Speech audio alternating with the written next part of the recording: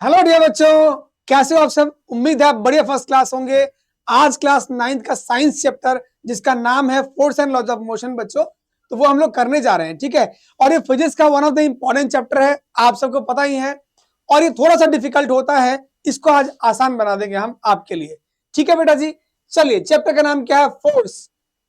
तो बेटा फोर्स होता क्या है पता है आपको। देखिए बहुत सिंपली सब बच्चों को पता होता है, फोर्स इज अ पुश और पुल। स्टार लग गया देखिए पहले ही, मतलब आपके नंबर अच्छे आने वाले इस चैप्टर में। देखिए बेटा फोर्स क्या होता है, सबको पता है। फोर्स होता है अ पुश और पुल। किसी भी धक्का या खिंचाव को बल कहते हैं। तो लिख देता हूं मैं, अ पुश और pull is called as force. जैसे आपने कोई चीज खींचा तो ये क्या है बोलिए, पुल होता है। आपने किसी को पुश कर दिया, धक्का मार दिया, राइट। तो इन दोनों को हम फोर्स कहते हैं। बड़ा जनरल एक डेफिनेशन हो गया, अ पुश और pull is called as force. ठीक है बेटा जी, चलिए अपन आगे चलते हैं। क्या बोलता है, लॉज ऑफ मोशन। तो देखिए असल में मोशन का कॉज क्या होता है। अगर मुझे मोशन करना है, मान लीजिए कोई बॉडी रेस्ट में है जिसका पोजीशन टाइम के साथ वही है, पोजीशन बदल नहीं रहा बेटा, उसको क्या बोलते हैं, रेस्ट। अब रेस्ट वाली बॉडी को अगर आपको मोशन में लेके आना है तो क्या कॉज होगा बोलिए। तो अगर कोई बॉडी रेस्ट में है, मुझे लेके आना है मोशन में, तो इसके लिए ऑब्वियसली क्या लगाना पड़ेगा, फोर्स लगाना पड़ेगा। तो फोर्स लगते ही क्या जाएगा बोलिए, ये ऑब्जेक्ट, रेस्ट वाला ऑब्जेक्ट मोशन में चला जाएगा। तो इस चैप्टर दोनों साइमल्टेनियस तरीके से आपको डिस्कस करना है, दोनों टॉपिक को इस चैप्टर में। कारण क्या है, क्योंकि रेस्ट से मोशन में आने के लिए फोर्स ही एक कॉजिंग फैक्टर होता है। फोर्स के बगैर ऑब्जेक्ट कभी भी अपना पोजीशन बदल नहीं सकता और चल नहीं सकता, राइट। तो फोर्स कॉजिंग फैक्टर है, इसलिए इसका नाम क्या है, इस चैप्टर का नाम दिया गया है। देखिए इसको अगर मैं बताऊं तो दो पार्ट में मेनली बांट दीजिए, पढ़ते हैं वन फोर्स और एक पढ़ते हैं लॉज ऑफ मोशन। चलिए, तो फोर्स का फॉर्मूला मैथमेटिकली क्या होता है, फोर्स इज इक्वल टू होता है मास इनटू में एक्सेलरेशन। तो बेटा जी अगर इस फॉर्मूले को आप देखें ध्यान से तो एक और डेफिनेशन तैयार हो सकता है। क्या होगा डेफिनेशन तैयार बेटा बोलिए, फोर्स का डेफिनेशन हो जाएगा द प्रोडक्ट ऑफ, मल्टीप्लाई को क्या बोलते हैं, प्रोडक्ट। तो the product of mass and बोलिए acceleration is called as force. Formula is mass into acceleration. तो बड़ा सिंपल है, सिंपल तरीके से क्या बोल सकता है बोलिए, the product of mass and acceleration is called as बोलिए क्या, फोर्स कहते हैं। ठीक है जी, मतलब ये मल्टीप्लाई में है, पहले मास है फिर एक्सेलरेशन है। तो फोर्स और मास और एक्सेलरेशन के मल्टीप्लिकेशन को क्या बोलते हैं, फोर्स कहते हैं। ठीक है जी, ये बात अपनी हो गई है। तो हमने अभी डेफिनेशन की बात कर ली, फोर्स क्या होता है थोड़ा समझ में आ गया है। आगे हम लोग इसको और आसान करेंगे। देखिए तो अगर ध्यान से समझे इस चैप्टर को, तो इस चैप्टर का जो हीरो है, जो पर्सन हीरो है जिसने इस चैप्टर को डेवलप किया एक तरीके से, उसका नाम है न्यूटन। तो न्यूटन के नाम पे फोर्स का यूनिट है जिसको हम बोलते हैं SI unit of force is called as newton. तो वैसे अगर देखा जाए तो फोर्स का फॉर्मूला क्या है, F is equal to M A. तो मास आपका जो है बेटा वो है, मास का अगर मुझे एसआई यूनिट निकालना है इसका, तो एसआई यूनिट ऑफ फोर्स क्या बनने वाला है बताइए। मास का एसआई यूनिट क्या है बोलिए, SI unit of mass multiplied by SI unit of acceleration. ठीक है बेटा जी, अगर आपको फोर्स का निकालना है एसआई यूनिट, तो मास का निकाल दीजिए एसआई यूनिट और एक्सेलरेशन का भी लिखिए एसआई यूनिट, और दोनों को मल्टीप्लाई करके देखिए क्या बनता है।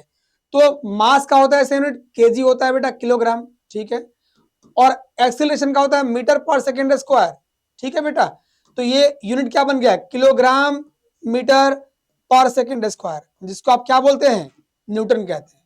ठीक है जी, तो न्यूटन का मतलब क्या हो गया, kilogram metre per second square, इसी को अपन बोलते हैं क्या है, न्यूटन। चलिए जी, तो ये आपका हो गया। फोर्स को आप दो तरीके से बोल सकते हैं, एक बैलेंस फोर्स और एक अनबैलेंस फोर्स। तो बैलेंस फोर्स क्या होता है, जिसके कारण कोई चेंज ना हो, ऑब्जेक्ट जो भी है, ऑब्जेक्ट का जो पोजीशन है, अगर ऑब्जेक्ट रेस्ट के अंदर है तो रेस्ट में ही रहे, मोशन में है तो मोशन में ही रहे। तो कोई भी चेंज करने के लिए आपको अनबैलेंस फोर्स लगाना पड़ेगा। अगर ऑब्जेक्ट रेस्ट में है, आप चाहते हो कि ये मोशन में आ जाए या मोशन वाला ऑब्जेक्ट रेस्ट में आ जाए, तो दोनों ही कंडीशन में क्या होगा बोलिए, आपको अनबैलेंस्ड फोर्स लगाना पड़ेगा। ठीक है बेटा जी, तो इट मींस कहने का कि अगर आप बैलेंस फोर्स लगाते हो तो कोई भी चेंज नहीं होगा। अगर रिजल्टेंट जीरो हो, मतलब ऑब्जेक्ट में कोई चेंज आया ही नहीं, तो आप क्या बोलेंगे, उसको बैलेंस फोर्स कहेंगे। इस पूरे चैप्टर में आप क्या डील करेंगे, अनबैलेंस फोर्स से डील करेंगे। क्यों भाई, अगर आपको चेंज करना है, मोशन वोशन पढ़ना है, ऑब्जेक्ट में बदलाव पढ़ना है, तो आपको ऑब्वियसली अनबैलेंस फोर्स अप्लाई करना पड़ेगा। चलिए जी, अब आते हैं, ये दोनों बातें अपनी हो गई। बैलेंस फोर्स क्या होता है, जहां पे रिजल्टेंट जीरो हो उसको बोलते हैं बैलेंस फोर्स, और जहां पे रिजल्ट मतलब कुछ ना कुछ आए उसको अपन बोलते हैं अनबैलेंस फोर्स। ठीक है, इसको बोलते हैं हिंदी में संतुलित बल और असंतुलित बल। अगर बल के कारण कोई बदलाव हुआ है तो उसको कहते हैं संतुलित, बदलाव हुआ है तो असंतुलित बल। अगर बदलाव नहीं हुआ किसी वस्तु के पोजीशन में तो अपन बोलेंगे उसको संतुलित बल। ठीक है जी, चलिए हम लोग आ जाते हैं, थोड़ा सा चैप्टर के डेप्थ में चलते हैं और धीरे धीरे चैप्टर डेप्थ में जाएगा। आप ध्यान से पढ़िए, कनेक्टेड रहिए, आपको डेफिनेटली समझ में आएगा। चलिए बेटा जी, अब आ गया हमारे पास क्या, Newton's law of motion. Newton ने क्या कंट्रीब्यूशन किया भाई, इसमें पूरा कंट्रीब्यूशन न्यूटन का ही है। तो the very first is what, Newton first law, फिर सेकेंड लॉ और फिर थर्ड लॉ, तीनों लॉ है बेटा। तो फर्स्ट लॉ क्या बोलता है, फर्स्ट लॉ कहता है आपसे कि भैया अगर किसी ऑब्जेक्ट के पोजीशन में बदलाव करना है तो आपको डेफिनेटली अनबैलेंस फोर्स लगाना पड़ेगा। अगर आप फोर्स नहीं लगाओगे तो ऑब्जेक्ट में कोई बदलाव होगा ही नहीं। तो इसको कैसे पढ़े हम लोग, every object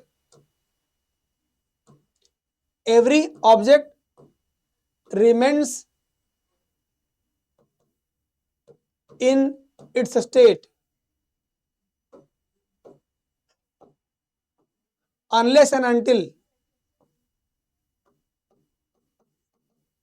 external unbalanced force is applied।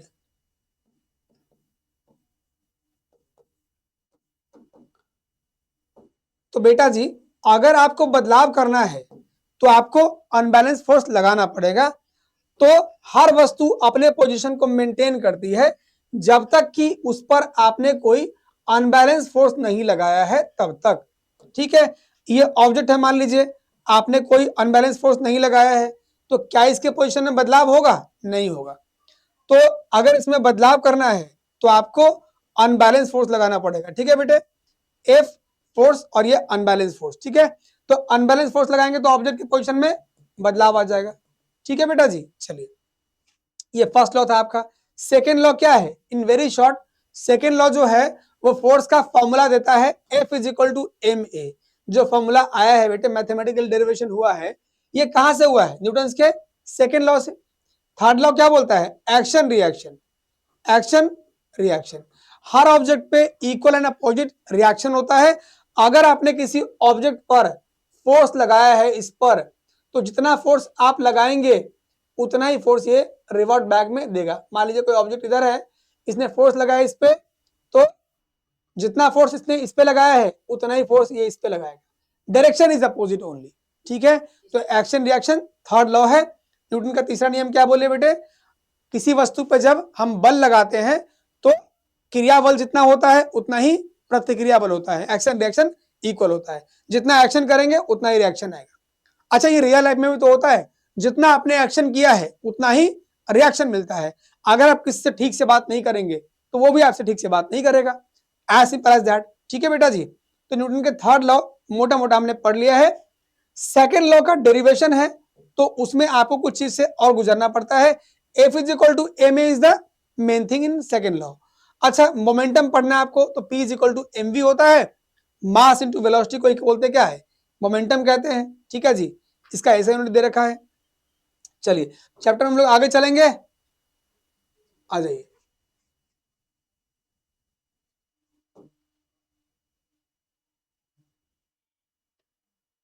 ये चैप्टर जो है बेटा अगर ध्यान से पढ़ेंगे तो मजा आएगा और क्वेश्चन भी बनेंगे। ठीक है, अगर ध्यान ना दिया जाए तो नुकसान क्या होगा, जब इस चैप्टर पे क्वेश्चन आएंगे न्यूमेरिकल्स वाले, मैथमेटिकल क्वेश्चन, तो आप फंस जाएंगे बेटा। ठीक है, तो आप ना फंसे इसके लिए बहुत जरूरी है कि फॉर्मूले वगैरह को बहुत ध्यान से पढ़ा जाए। राइट, चलिए आ जाए। तो अभी हम लोग चलते हैं आगे। फर्स्ट लॉ का एक और भी नाम है लॉ ऑफ इनर्शिया। ठीक है, टेंडेंसी टू रेजिस्ट चेंज। बदलाव का विरोध करना है, इसको बोलते हैं इनर्शिया। अब देखिए इस टॉपिक के अंदर इनर्शिया बड़ा इंपॉर्टेंट है, इनर्शिया पे कई क्वेश्चन बन जाता है, तो इनर्शिया जरा समझ लेते हैं क्या होता है इनर्शिया। इनर्शिया कहने का मतलब होता है हर ऑब्जेक्ट की अपनी टेंडेंसी है बदलाव का विरोध करने की। जैसे मान लीजिए ये स्मार्ट बोर्ड है, अगर मैं इसको पुश करूं तो बदलाव हुआ क्या? यस या नो? नहीं हुआ। क्यों नहीं हुआ? क्योंकि इसकी भी अपनी एक टेंडेंसी है बदलाव का विरोध करने का। तो हर किसी का नेचर होता है, ह्यूमन नेचर है कि वो, उसकी अपनी टेंडेंसी होती है कि वो कोई भी चेंज को करना नहीं चाहता बिल्कुल, जब तक उस पर अनबैलेंस फोर्स ना लगाए। बार बार वही बात आ रही है। तो इनर्शिया मतलब क्या हो गया? The tendency to resist change.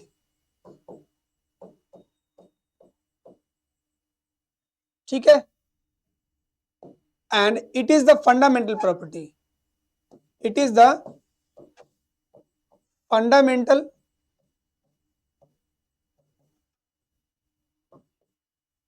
Property of matter due to which object resist change.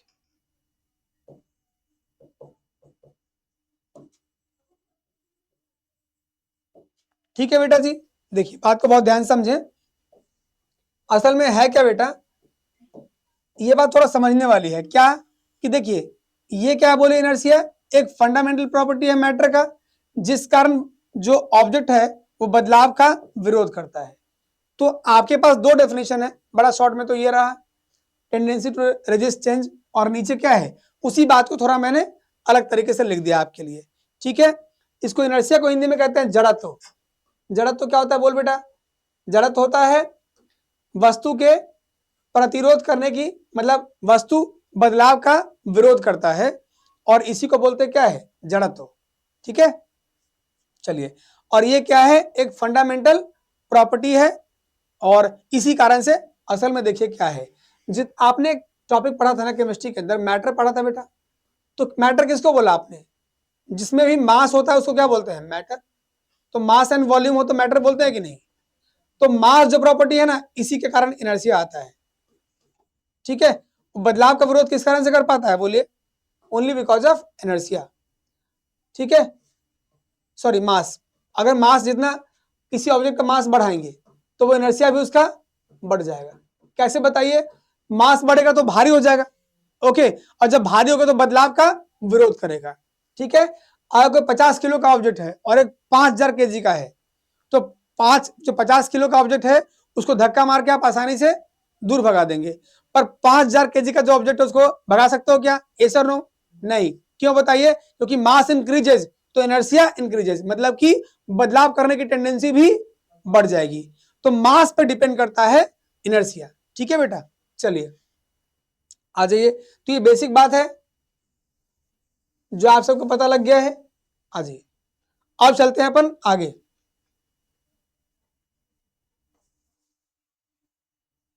तो बेटा जी फर्स्ट लॉ को बोलते हैं लॉ ऑफ इनर्शिया। ठीक, क्यों बोलते हैं? क्योंकि फर्स्ट लॉ कुछ ऐसा ही तो है, क्या है? बदलाव का विरोध करने वाला ना। अगर बदलाव करना है तो आपको फोर्स लगाना पड़ेगा, अनबैलेंस फोर्स। आ जाइए, तो इनर्शिया का जो टाइप्स होता है, जरा 3 टाइप पढ़ लीजिए, इनर्शिया समझ ही लीजिए और ढंग से। आप समझ गए, tendency to resist change is called as inertia. Inertia में 3 बातें आपको पढ़ना है, जानना है। पहला क्या हो गया? Inertia of rest.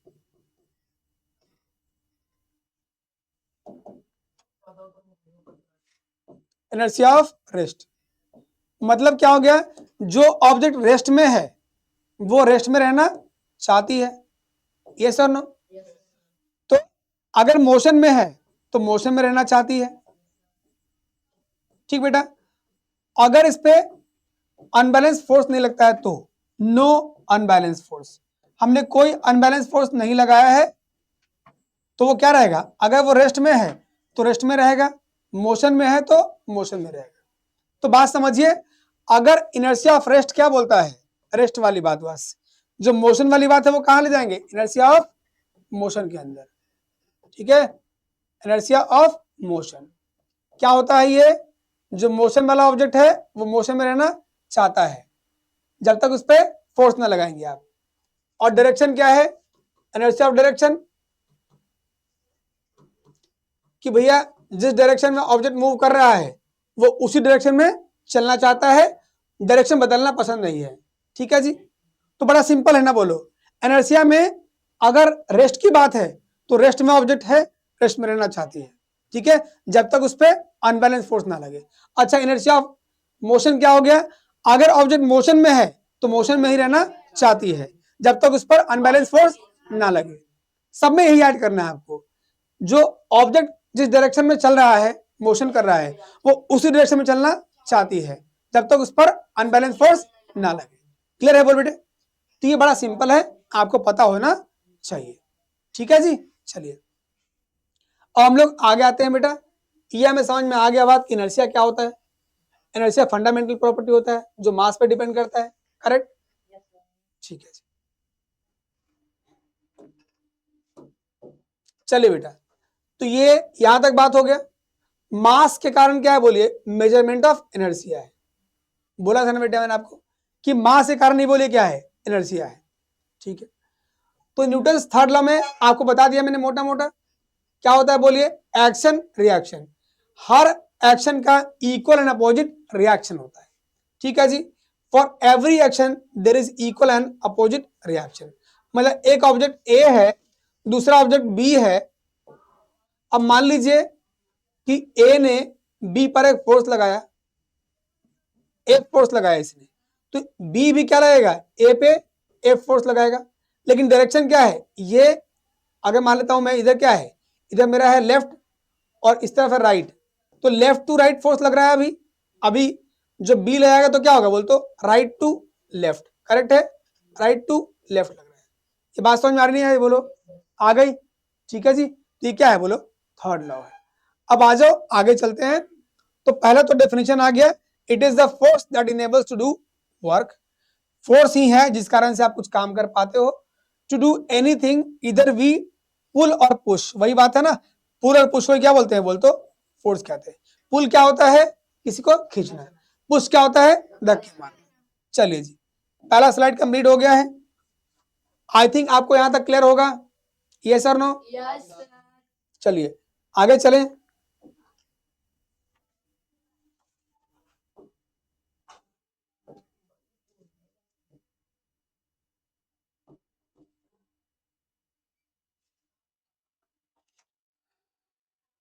चलिए, एग्जाम्पल दिया है, टू ओपन अ डोर इधर वी पुश और पुल।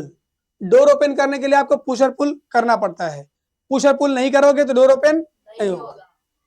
अ drawer is pull to open the, open और पुश टू क्लोज। देखिए ड्रॉर को आप ओपन करने के लिए आप क्या करते हैं, बोलिए पुल करते हैं, और बंद करने के लिए पुश करते हैं। ठीक है जी, आ जाइए। इफेक्ट ऑफ फोर्स, फोर्स क्या कर सकता है भैया, फोर्स में क्या पावर है। तो फोर्स पहली बात की, जो ऑब्जेक्ट रेस्ट में उसको मोशन में ला सकती है। दूसरी बात क्या है, मोशन वाले ऑब्जेक्ट को रेस्ट में ला सकती है, और मोशन जितना भी है उसको बढ़ा सकती है। ठीक है जी, जो ऑब्जेक्ट का जो भी स्टेट है, स्टेट दोनों में हो गया ना, रेस्ट और मोशन जो आपका स्टेट ही है, ये स्टेट ही होता है। ठीक है, स्टेट चेंज कर सकता है, चेंज इन स्टेट बता दिया मैंने आपको ये। ठीक है, इसी का इलेबोरेशन ये होता है। अच्छा, अब क्या बोलते हो, शेप है ना, फोर्स के कारण शेप को बदल सकते हो, साइज जो है वो भी चेंज हो सकता है। ठीक है, तो यही सब क्या है, बोलते हो डायरेक्शन जो है वो भी चेंज हो सकता है। ठीक है, कर लेंगे क्या, बोलिए। तो फोर्स के कारण क्या होगा, रेस्ट वाला ऑब्जेक्ट मोशन में आ सकता है, मोशन वाला रेस्ट में आ सकता है, इसको बोलते हैं स्टेट, मतलब स्टेट में चेंज हो सकता है। अब आ जाइए नेक्स्ट, क्या बोलिए बेटे, शेप एंड साइज में बदलाव हो सकता है, ऑब्जेक्ट का जो भी शेप है फोर्स लगाने पे बदल जाएगा। ठीक है, साइज क्या होता है, बोलिए, साइज भी बदल सकते हैं। रबर बैंड को आप छोटा सा है, फोर्स लगा के खींच दीजिए, बड़ा हो जाएगा, राइट। चलिए, तो इसको भी डायरेक्शन मान लीजिए, जैसे कोई ऑब्जेक्ट ऐसे ट्रैवल कर रहा है, स्ट्रेट लाइन पाथ पर ऑब्जेक्ट जा रहा है, ओके, इधर से गाड़ी आई, धक्का मार दिया बहुत तेजी से, यहां से एक फोर्स लग गया, इस पे क्या लग गया बोलते, एक फोर्स लग गया, फोर्स लगने क्या हो गया, इसका डायरेक्शन ऐसे हो गया। बात समझ में आ गई? तो force can change the direction even though. बात समझ में आ गई? यही सारे पॉइंट दिए, कर लेंगे। चलिए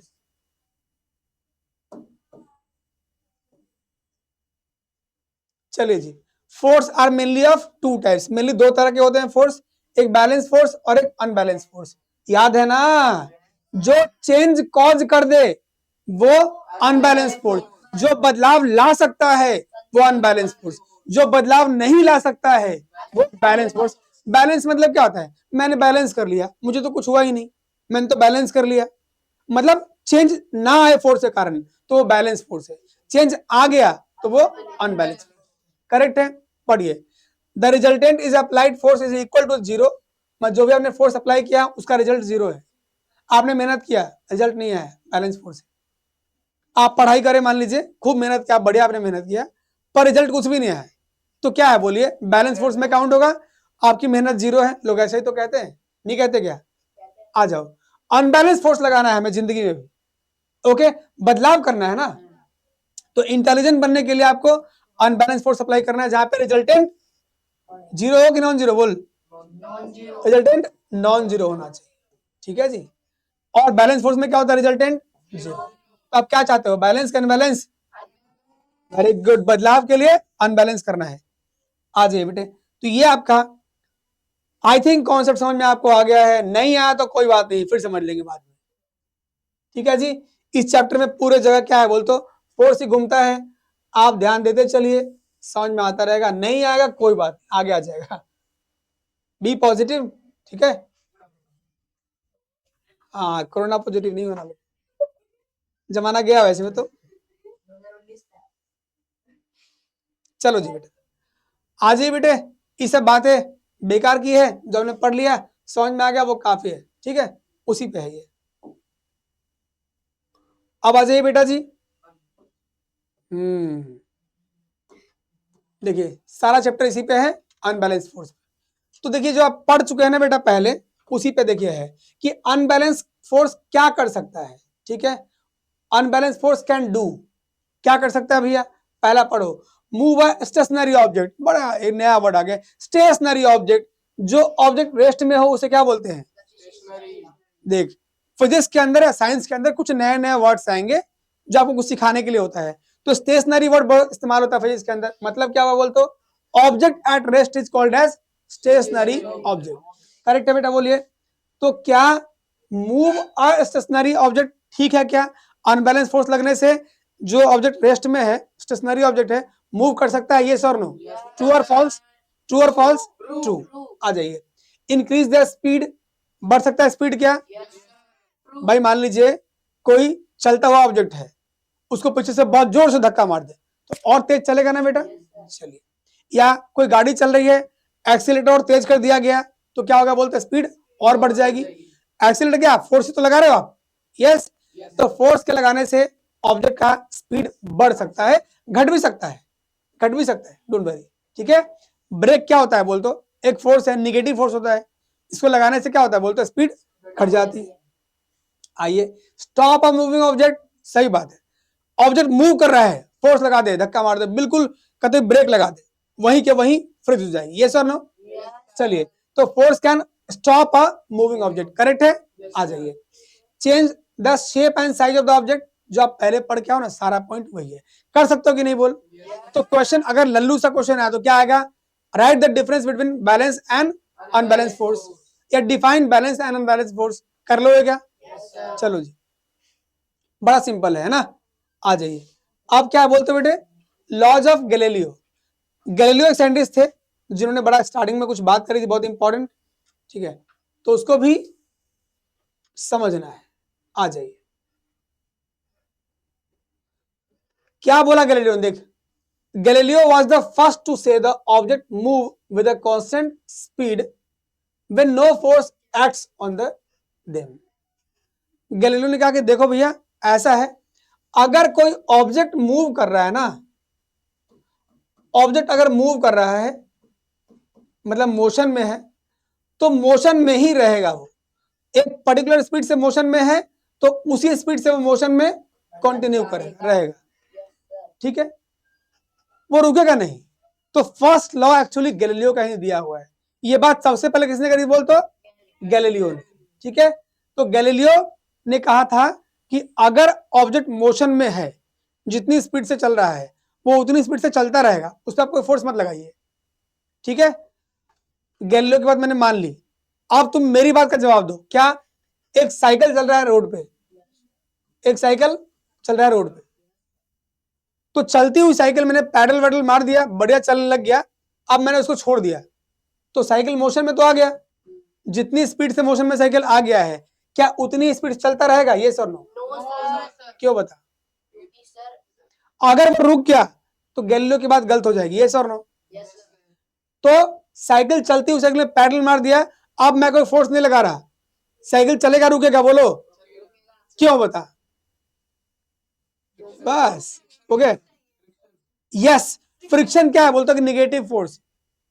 फ्रिक्शन एक निगेटिव फोर्स लग रहा है, आप नहीं लगा रहे एक्सटर्नल फोर्स, पर फ्रिक्शन तो लगा रहा है ना भाई, ठीक है। तो फ्रिक्शन फोर्स को अगर ये क्या है बोलते हो फ्रिक्शन फोर्स है, तो फ्रिक्शन फोर्स के कारण मोशन वाली बाइसिकल वो धीरे धीरे स्टॉप हो जाता है, ओके, मोशन कम होके स्टॉप हो जाता है।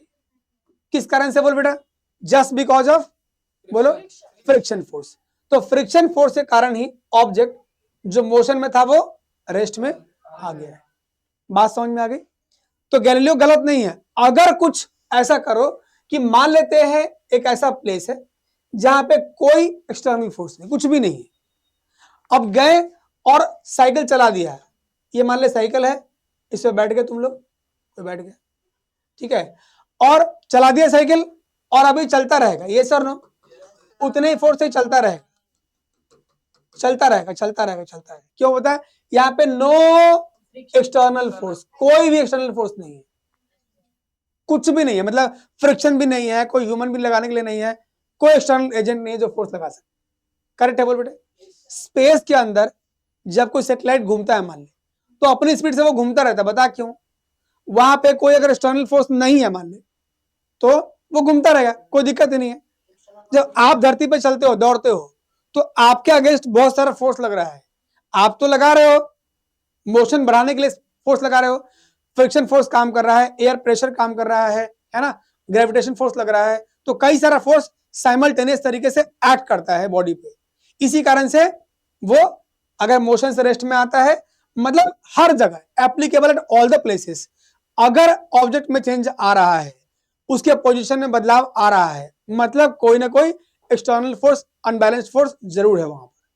बात समझ में आ गई? तो गैलीलियो की बात बिल्कुल सही थी, इसको प्रयोग से दिखाया भी गया कि भाई अगर मान ले एक सरफेस पे ऐसा लिया सरफेस, ठीक है, और एक कंचा रख दिया है और ऐसे छोड़ दिया गया इसको, तो पहली बार में तो पूरा गया ये, ठीक है, सेकेंड टाइम में थोड़ा सा कम हो गया यहां तक, थर्ड टाइम में यहां तक पहुंचने लगा, फोर्थ टाइम में यहाँ पे, और फाइनली रुक गया। बता क्यों? क्योंकि यहाँ फ्रिक्शन फोर्स लग रहा था। क्या क्या गैलीलियो ने बोल तो फिर किया कि इसी ऑब्जेक्ट में थोड़ा इसको साइनी कर लिया, स्मूथ कर लिया, बिल्कुल स्मूथ, और रफनेस को कम कर लिया। और रफनेस कम मतलब क्या हो गया बोलते? यहाँ पे फ्रिक्शन फोर्स मान ले एक फ्रिक्शन फोर्स है, ठीक है, तो ये क्या हो गया बोल तो यहाँ पे फ्रिक्शन फोर्स कम हो गया, बहुत कम हो गया। किस कारण से बोल? सरफेस को स्मूथ कर दिया ना बेटा, ओके, स्मूथ करने के कारण क्या हो गया? अब ये अगर मान ले यहाँ पे 15 सेकेंड में रुक गया था, ये टाइम कितना बोलते 15 सेकेंड में ये ऑब्जेक्ट मूव करता करता रेस्ट में आ गया था, तो यहां पे चल गया 40 सेकेंड तक, 40 सेकेंड तक। बता क्यों? स्मूथ है, लेकिन अभी भी लगातार तो नहीं चलाना, रुक गया ना फाइनली। अरे भाई 40 सेकेंड में सही पर रुक तो गया, क्यों रुका बता? क्यों रुक गया? हाँ, फ्रिक्शन फोर्स तुमने कम किया है, जीरो थोड़ी किया है। कर दे zero, F is equal to zero कर दे, फ्रिक्शन फोर्स जीरो कर दे, तभी चलता रहेगा नॉन स्टॉप। ये सर नो? तो फ्रिक्शन फोर्स जीरो करो, बाकी जो फोर्स और भी लग रहे हैं सारे फोर्स तुम एक्सटर्नल फोर्स जीरो कर दो, चलता रहेगा। बात समझ में आ गई? तो फर्स्ट लॉ गैलीलियो का दिया हुआ है, ठीक है जी। चलो इसको हम और प्रयोग सीखते हैं, क्योंकि क्वेश्चन इससे और भी बनता है। प्रयोग क्या है? मान ले जैसे कैरम बोर्ड के तुमने बहुत सारी गोटियां रख दी ऐसे, ठीक है, रख दी, यस, और अब टाइगर लेके तुमने इससे नीचे वाले पे निशान लगाया, बिल्कुल नीचे वाले पे, ठीक है। अभी क्या होगा बोल तो, खिलाड़ी अगर हम जैसा हो तो ऐसा फोर्स लगाएगा इस पे कि सिर्फ इसी पे फोर्स लगाएगा, नीचे वाले, तो नीचे वाला ही उड़ के कहां भागा बोल तो, यहाँ पे। और ये कहां जाएगा तुम्हें पता ही है ना, क्यों, निशानेबाज अपने से, ठीक है। अभी देखो क्या हुआ कि अगर आपने फोर्स लगाया सिर्फ इस पे लगाया है तो ये फोर्स बाकियों को तो फील थोड़ी हुआ है, बाकियों पे फोर्स नहीं लगा है, तो बाकी सब क्या है बोल तो रेस्ट में है, रेस्ट में रहेंगे, वहीं पर वैसे गिर जाएंगे। अब इस पे लगा फोर्स तो ये चेंज हुआ इसमें, और बाकी सब रेस्ट में है, तो it is one of the best example. Carrom board की गोटियों पे अगर ढेर लगा हुआ गोटियों का, आप नीचे पे निशान लगा तो नीचे वाले में ही चेंज आएगा। तो ये क्या दिखाता है, फर्स्ट लॉ, कि जिसपे फोर्स लगा है अनबैलेंस फोर्स, बदलाव उसी में आया है, बाकी सब वैसा का वैसा है, ठीक है जी। चलो एक एग्जांपल तो ये हो गया। क्वेश्चन आपको पूछेगा कि बताइए आप जो न्यूटन का फर्स्ट लॉ है उसको आप मतलब डिफाइन करके दो एग्जांपल दीजिए, दे दो क्या, कैरम बोर्ड वाला दे दो या कुछ भी दे दो एग्जांपल, मतलब एक एग्जांपल दो जहां पे ऑब्जेक्ट दिखाओ कि तुम रेस्ट में है तो रेस्ट में ही है, मोशन में तो मोशन में ही है, फोर्स लगने पे ही बदलाव आएगा, ये बात तुम बता दो। चलो क्लियर हो गया, अब चलते हैं अपन आगे। अगर बात करें अब न्यूटन के शब्दों में, ठीक है, क्या बोला बोलते न्यूटन ने, पढ़िए जरा सा। Newton studied the ideas of Galileo, Newton ने गैलीलियो से आइडिया लिया, उसे कॉन्सेप्ट को पढ़ा, और पढ़ने के बाद क्या किया बोल, यस, तीन लॉ बनाए उन्होंने, और तीन लॉ क्या बोलते हैं, न्यूटन्स लॉज ऑफ मोशन, ठीक है जी।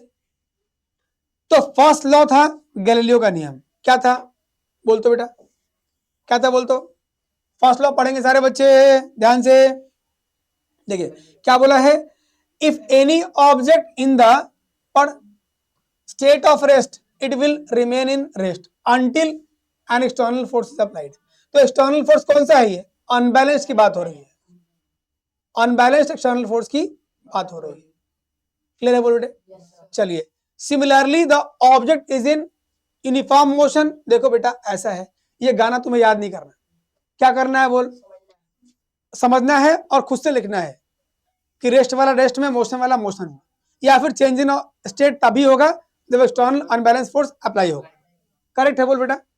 तो देखो ऊपर लिखा भी है, any object remains in the state of rest और uniform motion along the straight line until it is compelled to change, compelled मतलब कोई इसको मजबूर करे, एक्सटर्नल फोर्स लगा के तू बदल, किसी ऑब्जेक्ट पे तूने फोर्स लगाया बेटे और उसको मजबूर कर रहे हो, तेरे को बदलना पड़ेगा तभी बदलेगा, ओके। तो अनबैलेंस फोर्स तुमने नहीं लगाया मतलब उसमें कोई बदलाव नहीं होगा, करेक्ट है बेटा बोलिए।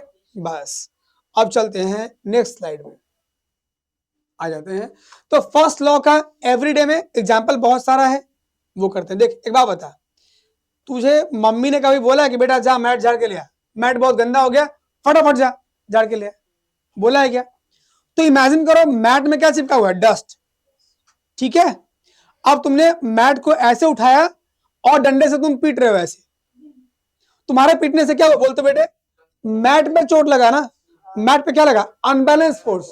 तो जो अनबैलेंस फोर्स के कारण क्या हुआ, मैट तो मोशन में आ गया लेकिन डस्ट पे तो रेस्ट में रह गया ना, अरे बोलो, तो मैट पे लगा फोर्स, इस कारण से मैट आया मोशन में, जिसपे अनबैलेंस फोर्स लगेगा वही चेंज होगा। सीखा था कि नहीं? कैरम बोर्ड की गोटियां याद है तुम्हें? यस, तो यहां भी याद कर लो, मैट पे लगा फोर्स तो बदलाव किसमें आएगा, मैट में, डस्ट तो वहीं का वहीं रहेगा और नीचे गिर गया। अब आ जाओ सेकेंड एग्जाम्पल, मान लीजिए अपन बस में बैठे हैं, ठीक है जी, बस रेस्ट में, हम भी रेस्ट में, कोई दिक्कत तो नहीं। अभी क्या हुआ, बस अचानक चल गई, तो बस पे लगा अनबैलेंस फोर्स, किसने लगाया, ड्राइवर ने, एक्सीलेटर दे दिया बस में। अच्छा एक्सीलेटर ऐसे नहीं होता, पैरों से होता है बस के अंदर तो पैरों में होता है ना। चलिए, तो बस वाले ने एक्सीलेटर दे दिया, अभी क्या होगा बोल तो, बस आ गया रेस्ट से मोशन में, बोलो क्यों, क्योंकि बस पे क्या लगा, अनबैलेंस फोर्स लगा है, ठीक है जी। हम पे तो नहीं लगा, अब भाई हम पे नहीं लगा तो हम जहां है वहीं पे रह जाएंगे और बस आगे बढ़ जाएगी, यस और नो? तो बस बढ़ गई आगे और हम वहीं के वहीं रुक गए, तो क्या होगा, बोल हमारी बॉडी पीछे की तरफ गिरेगी। इससे ये शो होता है कि हमारी बॉडी पीछे थी, रेस्ट में थी, रेस्ट में रहना चाहती थी, फोर्स लगाया आपने, एक्सटर्नल फोर्स, अनबैलेंस फोर्स, इस कारण बस मोशन में आए, तो मजबूरी में मुझ पे भी वो फोर्स अप्लाई हो गया, अनबैलेंस फोर्स, और मुझे भी मोशन में आना पड़ा। ठीक है जी। इसका उल्टा एग्जांपल कर, चलती हुई बस में, बस चल रही है, मोशन में, अचानक से अनबैलेंस फोर्स लगाता है ब्रेक के रूप में। अब ब्रेक क्या है, निगेटिव फोर्स, उल्टा फोर्स है, जो मोशन का अपोज कर रहा है। तो ब्रेक क्या है, बोल तो अनबैलेंस फोर्स। इसके लगने से क्या हुआ, बस मोशन में, हमारी बॉडी भी मोशन में थी, तो जब बस पे एक्सटर्नल अनबैलेंस फोर्स लगा तो बस किस में आया, रेस्ट में। बस रेस्ट में आया तो हमारी बॉडी पे भी वो फोर्स अप्लाई हुआ, तो हमारी बॉडी भी किस में आ जाएगी। लेकिन आप बहुत ध्यान दो, फर्स्ट टाइम में हमारी जब बस पे फोर्स लगा, पर हमारी बॉडी पे तो बाद में लगा ना, तो हमारी बॉडी पे फोर्स तो लगा नहीं था तब तक। जब फोर्स नहीं लगा तो हमारी बॉडी कहाँ गिरी, बोल तो आगे की तरफ। क्यों बताओ, मोशन में थी, अब मोशन में रहना चाहते हैं, तो आगे जाएंगे ना, इधर मोशन है उधर जाएंगे। यस। तो अब बता मुझे, बस वाले एग्जांपल को बहुत ध्यान से समझना। बस वाले में अगर मैं ऐसे बैठा हूं रेस्ट में, तो मैं आगे गिरूंगा, बस के चलते ही मैं आगे गिरूंगा कि पीछे? बता क्यों?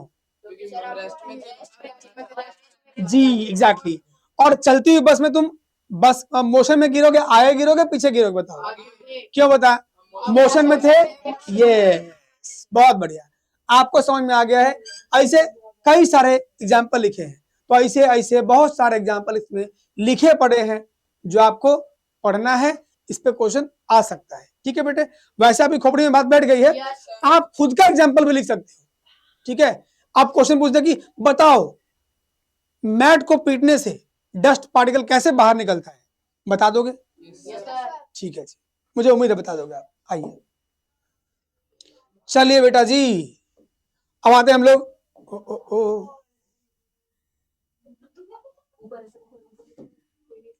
कोई बात नहीं, चलता रहता है बेटे। आइए सुनिए बेटे, अब आते हैं अपन नेक्स्ट टॉपिक को पढ़ने के लिए, मोमेंटम पढ़ते हैं। संवेग बेटा, संवेग आ जाइए। मोमेंटम आपका टॉपिक है बेटे। क्या होता है मोमेंटम भैया? मोमेंटम क्या होता है बताओ, पता है किसी को? नहीं पता, कोई बात नहीं, हम बता देंगे। देखो मोमेंटम जो तुम्हारा है, देख स्केलर और वेक्टर क्वांटिटी तुम्हें पता है ना? अरे बोलो क्या होता है स्केलर क्वांटिटी? देख स्केलर और वेक्टर क्वांटिटी तुम्हें पढ़ाया हुआ पहले मैंने, scalar and vector quantity motion में पढ़ा रखा है। देख तो स्केलर क्या है बोल तो, अदिश राशि कहते हैं इसको, अदिश राशि। ओके, और ये क्या है, सदिश राशि। तो भाई अदिश और सदिश क्या होता है बोल तो, इसमें ओनली मैग्नीट्यूड हो, खाली न्यूमेरिकल वैल्यू हो, ओनली मैग्नीट्यूड, उसे क्या बोलते हैं बोल तो, खाली नंबर नंबर वाला होता है, डायरेक्शन से कोई मतलब उसको नहीं है, किधर भी जाओ। जैसे टाइम है, टाइम को क्या मतलब डायरेक्शन से, ऊपर रखो घड़ी, नीचे रखो, साइड में रखो, लेफ्ट रखो, राइट रखो, कोई मतलब ही नहीं उसको। तो टाइम क्या होता है बोल तो, स्केलर क्वांटिटी। स्पीड, तुझसे पूछेगा तू बहुत स्पीड चलाता है, धीरे चलाया अगर भाई बहुत तेज चलाता है, इट मीन्स क्या, हमें मैग्नीट्यूड से मतलब है, 50 kilometre per hour, 100 kilometre per hour, 200 kilometre per hour, हम मैग्नीट्यूड देख रहे हैं, डायरेक्शन से कोई मतलब नहीं है। तो जिस क्वांटिटी को खाली मैग्नीट्यूड से मतलब है, न्यूमेरिकल वैल्यू से मतलब है, उसको बोलते हैं अपन स्केलर क्वांटिटी। जिसको डायरेक्शन से फर्क पड़ता है वो क्या है, मतलब मैग्नीट्यूड एंड डायरेक्शन दोनों। अच्छा भाई देखो, मैग्नीट्यूड को क्या बोलते हैं हिंदी में, परिमाण, परिमाण एवं दिशा, दिशा भी मैटर करता है और परिमाण भी, मतलब किधर को जा रहे हो, किस डायरेक्शन में जा रहे हो, ये भी मैटर करता है। ओके, और क्या वैल्यू है, क्या मैग्नीट्यूड है, वो भी मैटर करता है। ठीक है जी, चलिए। तो मोमेंटम क्या है, स्केलर की वेक्टर बोलो, vector quantity. Momentum is a vector quantity, force is a vector quantity. ठीक है जी, velocity is a vector quantity. तो वेलोसिटी, फोर्स और मोमेंटम, ये सारे क्या है बोलो, वेक्टर क्वांटिटी। जरा डेफिनेशन इसका बताना है अब तुम्हें, मोमेंटम क्या होता है, बात समझ। वो कहते हैं ना, इमेजिन करो पेपर कितना हल्का होता है ना बेटा, पेपर कितना हल्का होता है, पेपर का मास बहुत कम है। आप सुनना बहुत ध्यान से और भावनाओं को समझना, मैं तुम्हें क्या सिखाना चाहता हूं जरा ध्यान देना। मास मान ले पेपर का बहुत कम है, ओके जी। तो अगर कोई तुम्हें पेपर से मारे, ऐसे कर दे, जरा सा चढ़ा दे, तुम बुरा मानोगे क्या? यस और नो? नहीं ना। क्यों बता? उसका मास कम है, तुम्हें चोट बहुत कम लगा है। लेकिन खाली तुम्हें चोट लगना जो है, तुम्हें पेपर चोट लगा है कि नहीं, ये खाली मास पे डिपेंड नहीं करता, ये वेलोसिटी पे भी डिपेंड करता है। कैसे? बात समझ। जिस पेपर से तुम्हें चोट नहीं लगा, ऐसे करने पे, अगर तुम बाइक पे चल रहे हो बहुत तेज रफ्तार से चल रहे हो तुम, मतलब मान लो कि 200 किलोमीटर पर आवर रेसिंग वाली बाइक है, निंजा, ओके। अब बात को समझो बहुत ध्यान से। अगर तुम्हें कीड़ा, पेपर से भी कम वजन वाला कीड़ा, पतला सा, उसको बोलते हैं फ्रूट फ्लाई, पतंगी, जरा सा है, अगर तुम्हें वो भी लग जाए ना, कहीं भी लग जाए, तो बहुत जोर से चोट लगेगा। वो छोड़ो, एयर जो होता है ना, हवा, हवा तो उससे भी हल्का हो गया ना। एयर अगर तुम्हें वो भी लग जाए, तुम्हें चुभेगा, जाके आंखों में चुभेगा, कान में चुभेगा, सर में जाके चुभेगा, और इतना चुभेगा कि तुम्हें हेडेक कर देगा वो, अगर तुम हेलमेट नहीं लगाओगे ना। 200 किलोमीटर पर आवर चल रहे हो तुम, हेलमेट नहीं लगाया, तो उस एयर प्रेशर तुम्हारे खोपड़ी में दर्द हो जाएगा, उस एयर के कारण, उस कीड़े के कारण तुम्हें बहुत चोट लग सकता है, तुम्हारी आंख खराब हो जाएगी। बता क्या ऐसा क्यों हुआ? क्या चोट लगना यहां पे मास पे डिपेंड करता है ओनली? नहीं, ये डिपेंड करता है वेलोसिटी पे भी, कि कितना तेजी से आ रहा है, बड़ा मैटर करता है। हवाई जहाज में अगर एक छोटा छेद हो जाए, जरा छेद हो जाए, आपको पता है उसमें आग लग जाएगा। एक दुर्घटना हो चुका है पहले, एक जो है क्या बोलते हैं, एक जो एयरक्राफ्ट है वो आ रहा था नीचे की तरफ, मतलब स्पेस में रिसर्च हुआ और वहां से नीचे आ रहे थे, और जरा सा डेंट पड़ गया था, लाइटर डेंट था।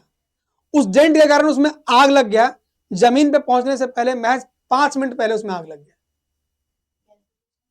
यही फोर्स के कारण एयर प्रेशर ने उस डेंट के कारण उसको फाड़ दिया, वहीं से फट गया वो एयरक्राफ्ट, और उस कारण से एयर के फ्रिक्शन से पूरे में आग लगी।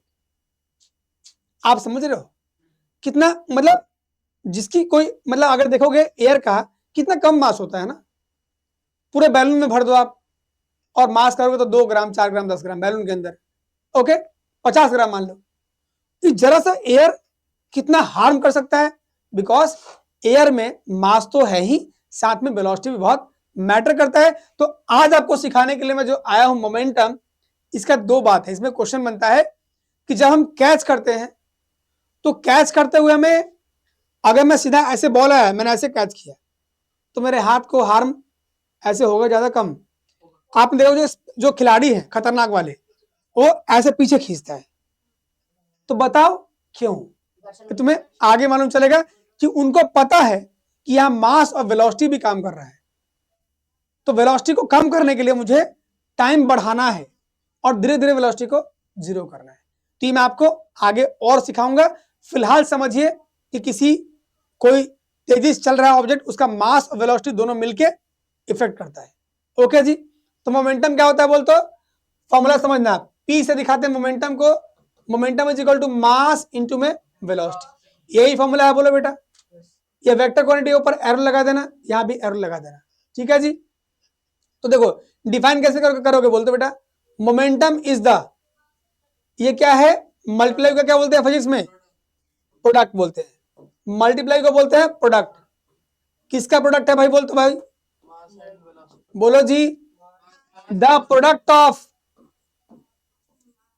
किसका है ये? M for mass, V for velocity. The product of mass and velocity is called as, बोलो क्या? मोमेंटम। क्लियर है? बोल रहे what is the SI unit? क्या होगा एसआई यूनिट बोलते बेटे? ये पहले देख, एसआई यूनिट भी कैसे निकालोगे? फॉर्मूले की मदद से ही निकालना है एसआई यूनिट। ओके बेटे, तो एसआई यूनिट ऑफ मोमेंटम, अरे बोलो क्या होगा? Yes, SI unit of mass and SI unit of, बोलो क्या? सारे समझदार हो गए। चलिए बेटे, तो मास का जो ऐसा यूनिट है वो क्या होता है बोलते बेटे? Kilogram KG. वेलोसिटी क्या होता है? Metre per second. तो पूरा यूनिट क्या बनने वाला है? Kilogram metre per second. तो मोमेंटम का ऐसा यूनिट क्या बना बोलो? Kilogram metre per second. आ जाइए जी, P is equal to momentum होता है, M is equal to mass है, V is equal to velocity है, फॉर्मूला इज इक्वल टू ये है। क्लियर है बोल बेटे? चलो जी, और ऐसे यूनिट पता लगेगी आपको, कोई दिक्कत नहीं है। आप चलते हैं अपन नीचे।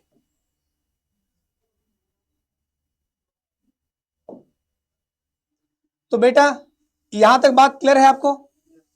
ठीक है, अब आ जाइए, देखिए क्या बोलता है, मोमेंटम मास एंड वेलोसिटी बड़ा मैटर करता है। ये आपको कुछ सिखाएगा, जरा सीख लीजिए। ठीक है, since momentum is the product of mass and velocity, it means that momentum is directly proportional to mass and velocity. Mass बढ़ाएंगे तभी मोमेंटम बढ़ेगा। भाई 1 ग्राम से मारा, मतलब 10 ग्राम या 50 ग्राम है, 1 किलो के हथौड़े से तुमने लोहे पे वार किया और 50 किलो के हथौड़े से मारा, फर्क तो पड़ेगा भाई। तो मास के डायरेक्टली देखो ना, पी जो है आपका डायरेक्टली प्रोपोर्शनल किसके? बोल तो मास के। मास बढ़ाओगे मोमेंटम बढ़ेगा। ठीक है जी, तो इसको बोलते हैं डायरेक्ट रिलेशन, एक बढ़ने से दूसरा भी बढ़े, उसको बोलते क्या? बोलते डायरेक्टली प्रोपोर्शनल।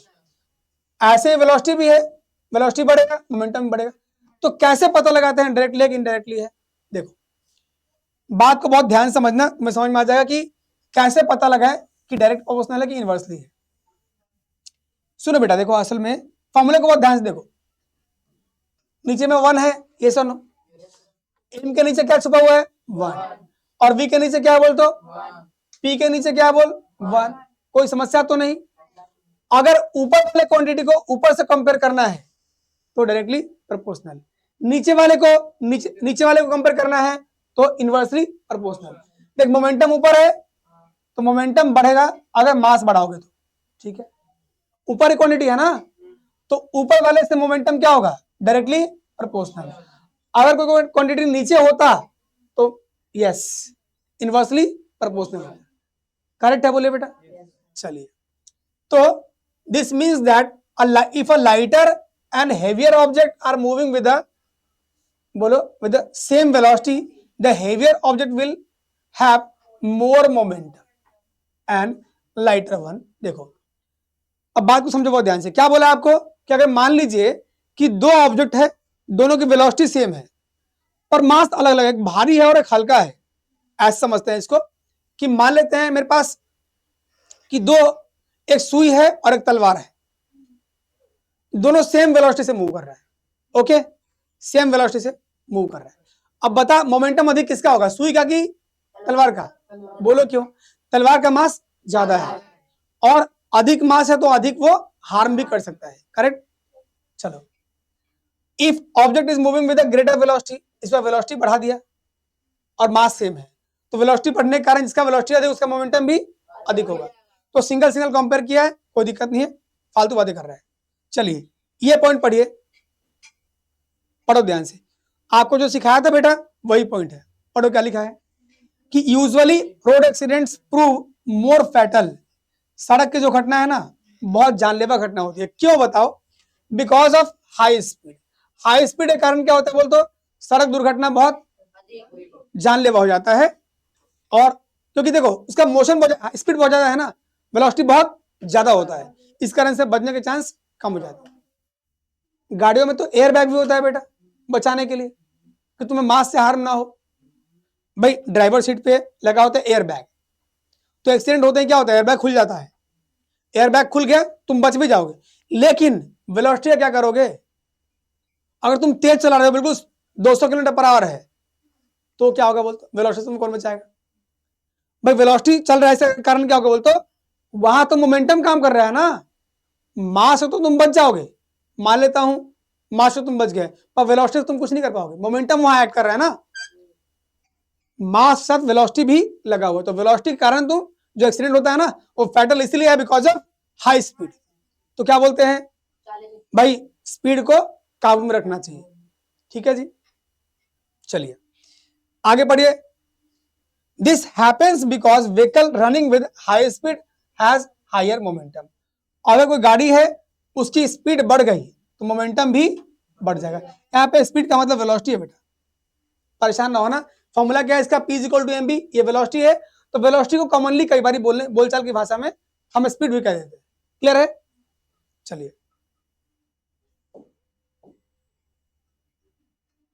चलिए बेटे, अब मुझे बात बता, अगर वेलोसिटी जीरो है, अगर वेलोसिटी जीरो, मोमेंटम कितना होगा बता? क्यों भाई? अगर वेलोसिटी जीरो, मोमेंटम कितना होगा बोलो? जीरो। क्यों भैया? देखो, अगर P equal to M V तुम्हें पता ही है, अगर ऑब्जेक्ट का मास कुछ है, मान लेता हूं 5 ग्राम, 5 किलो का ऑब्जेक्ट है, ठीक है जी, पर वेलोसिटी कुछ नहीं, जीरो है, मतलब वो रुका हुआ है, V equal to zero. Clear है बोल बेटे? तो उस कंडीशन में what is momentum? Formula is M V, mass 5 into में जीरो इक्वल टू जीरो। ठीक है, 0 kilogram metre per second. Clear? It means क्या हुआ बोल तो, जिस ऑब्जेक्ट की वेलोसिटी जीरो उसका मोमेंटम भी zero. Let an object with mass m p in the rest of the state of the rest, since the object is at rest, velocity is zero, object rest में velocity zero means momentum भी zero। चलिए बेटा, वही दिया यहाँ पे, आ जाइए। ऐसे यूनिट निकाला है, निकाल दिया हमने, सिखा दिया आपको बेटे कैसे निकालते हैं। यस बेटे, चलिए एक प्रॉब्लम दे रहा है आपको, क्वेश्चन दे रहा करने के लिए, प्रॉब्लम का सॉल्यूशन कर दे क्या? चलिए, ये मेरे से पहले आप भी कर सकते हैं, फटाफट से देखो। अच्छा ध्यान रखना एक बात, अगर कोई भी क्वांटिटी दिया रहे उसका यूनिट चेक जरूर कर लेना कि वो ऐसा यूनिट है कि नहीं, कंफर्म कर लेना। ठीक है, चलो जी, तो बताओ इसमें क्या दिया है, what will be the momentum. तुमसे क्या पूछा है, फॉर्मूला क्या सीखा तुमने मोमेंटम का? P इक्वल टू, सारे बच्चे बोलो P इक्वल टू, तो मास कितना दिया है? 10 kg। वेलोसिटी कितना दिया है? 2 मीटर पर सेकेंड। तो कितना आया? 10 दूनी 20। यूनिट क्या होगा इसका? मास केजी में होता है, दिया हुआ है, मीटर पर सेकेंड में तो केजी मीटर पर सेकेंड। बात समझ में आ गई? जो पर सेकेंड नीचे लिखा है ना, क्या मैं इसको ऐसे लिख सकता हूं, किलोग्राम मीटर पर सेकेंड -1 लिख सकता हूं पावर में?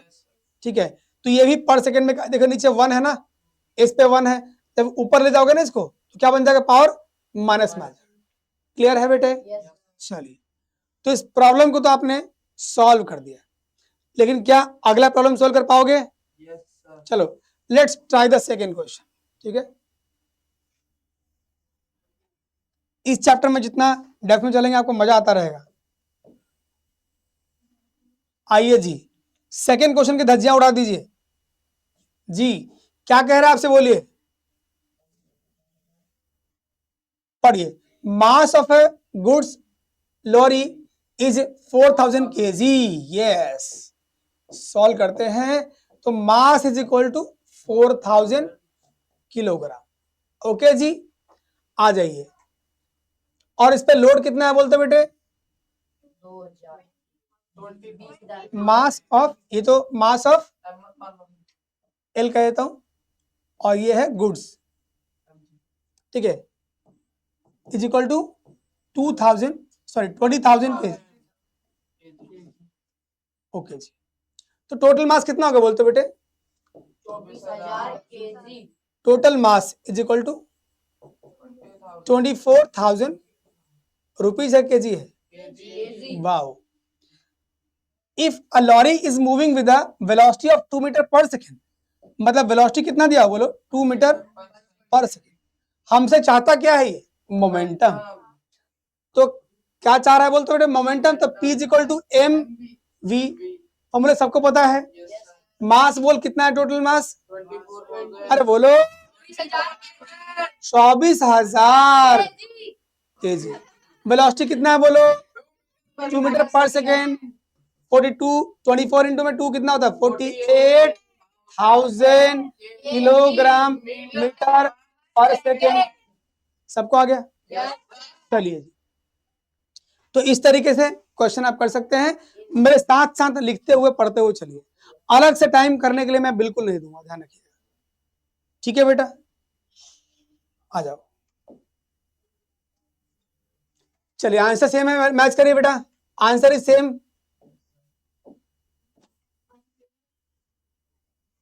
देख लीजिए क्या दिया, बोलिए। तो ये लल्लू क्वेश्चन आप खुद भी कर सकते हैं, क्लियर? अच्छा आइए एक क्वेश्चन और लीजिए। अगर कोई टफ क्वेश्चन मिला तो मैं आपको दूं बेटा, है ना? आसान क्वेश्चन तो मैं ही कर लेता हूं बेटे, टफ तो आप ही कर सकते हो बेटा, है ना? आइए, अ कार ऑफ मास कितना है बोलिए 1000 kg। एक कार है।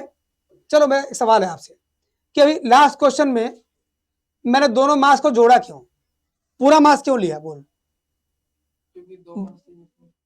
देखिए वो एक ही बॉडी बन गया ना, ट्रक के ऊपर मान ले ट्रक का वजन है और ट्रक के ऊपर माल है, तो भाई वो पूरा तो एक ही बॉडी बन गया ना। तो जब एक बॉडी बन गया तो पूरा मास काउंट होगा ना, ठीक है जी। अब ऐसे कि गाड़ी है, मान ले गाड़ी में पैसेंजर भी हो, सुनो गाड़ी में पैसेंजर भी हो, तो पैसेंजर का मास भी तुम्हें ऐड करना है। जब तक क्वेश्चन में ना बोले पैसेंजर का मास और पैसेंजर का जिक्र ना करे, तुम टेंशन मत लेना। कब तुम्हें मान लो क्वेश्चन में लगे कार इज मूविंग है और उसकी पैसेंजर की बात तो करी नहीं है, इसमें पैसेंजर कितने हैं पता नहीं, तुम टेंशन में मत आओ, उसको पैसेंजर की बात करनी होगी, क्वेश्चन को अपने आप देगा, नहीं देगा तुम टेंशन मत लो, तुम तो मास देखो बस। तो car moving with mass of कितना है बोल, तो m is equal to 1000 kg, correct है बोल बेटा। v इज इक्वल टू कितना है बोलो 0.5 मीटर पर सेकेंड। चलो जी, क्या चाहिए मोमेंटम, देखो sorry, p is equal to कितना होगा बोलते बेटे m v, मास कितना है बोल 1000, सॉरी मल्टीप्लाई नहीं, मल्टीप्लाई लगाना है।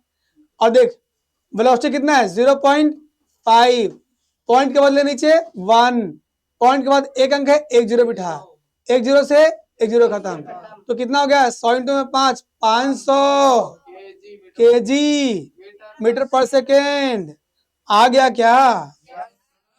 लास्ट में यूनिट लिखना मत भूलना, सीन हो जाएगा तुम्हारे साथ। अगर आंसर सही भी आया है, यूनिट नहीं लिखा है तो कोई नंबर नहीं मिलेगा। ओके जी, चलिए अब आते हैं फर्स्ट लॉ से बाहर निकल गए हम लोग, अब चलेंगे अपन सेकेंड लॉ की तरफ। ठीक है जी, फर्स्ट लॉ समझ में आ गया, मेरी गारंटी है आपको सेकेंड लॉ समझ में आ जाएगा। ठीक है बेटा जी, एक्चुअली ये पूरा चैप्टर ना इंटरकनेक्टेड है, तो अगर एक आपको समझ में आ गया दूसरा समझ में आएगा, और पहला नहीं आया तो सेकंड भी नहीं आएगा। बड़ा सिंपल है, समझिए बहुत ध्यान से। क्या बोलता है, rate of change of momentum of an object is proportional to the applied unbalance force in the direction of.